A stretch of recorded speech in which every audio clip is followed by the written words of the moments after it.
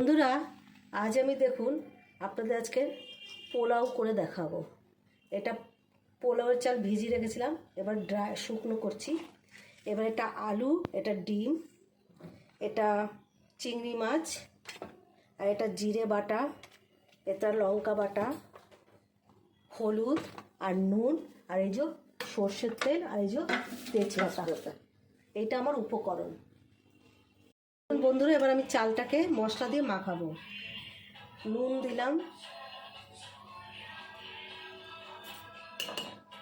এবার লঙ্কা বাটা দিলাম,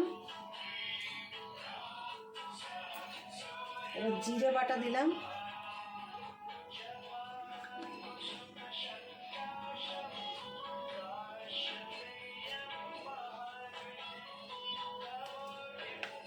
এবার হলুদ দিলাম,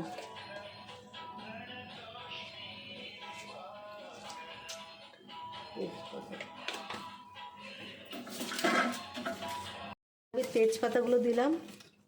এবার আমি সর্ষের তেল দেবো, দিয়ে এটাকে ভালো করে মাখাবো।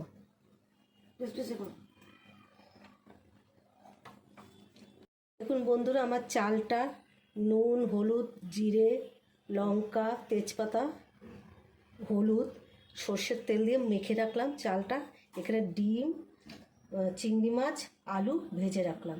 এবার আমি এটা হাঁড়ির মধ্যে দেব।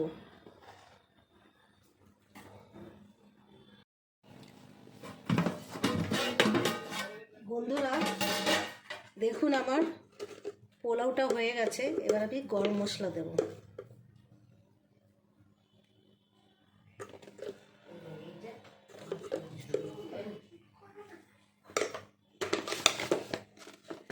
এবার আমি ডিম ভাজা, আলু ভাজাটা এবার আস্তে আস্তে করে এর মধ্যে দিয়ে দিচ্ছি।